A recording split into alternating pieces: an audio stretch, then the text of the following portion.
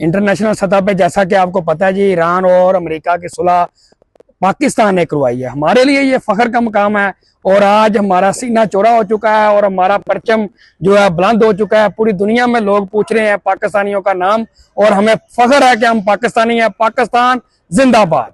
International सतह पे जैसा कि आपको पता है जी, ईरान और अमेरिका की सुलह पाकिस्तान ने करवाई है। हमारे लिए ये फख्र का मुकाम है और आज हमारा सीना चौड़ा हो चुका है और हमारा परचम जो है बुलंद हो चुका है। पूरी दुनिया में लोग पूछ रहे हैं पाकिस्तानियों का नाम और हमें फख्र है कि हम पाकिस्तानी हैं। पाकिस्तान जिंदाबाद।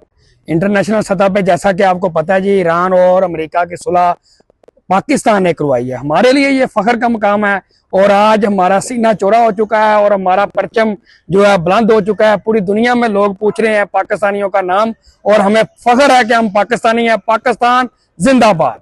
इंटरनेशनल सतह पे जैसा कि आपको पता है जी, ईरान और अमेरिका की सुलह पाकिस्तान ने करवाई है। हमारे लिए ये फख्र का मुकाम है और आज हमारा सीना चौड़ा हो चुका है और हमारा परचम जो है बुलंद हो चुका है। पूरी दुनिया में लोग पूछ रहे हैं पाकिस्तानियों का नाम और हमें फख्र है कि हम पाकिस्तानी हैं। पाकिस्तान जिंदाबाद।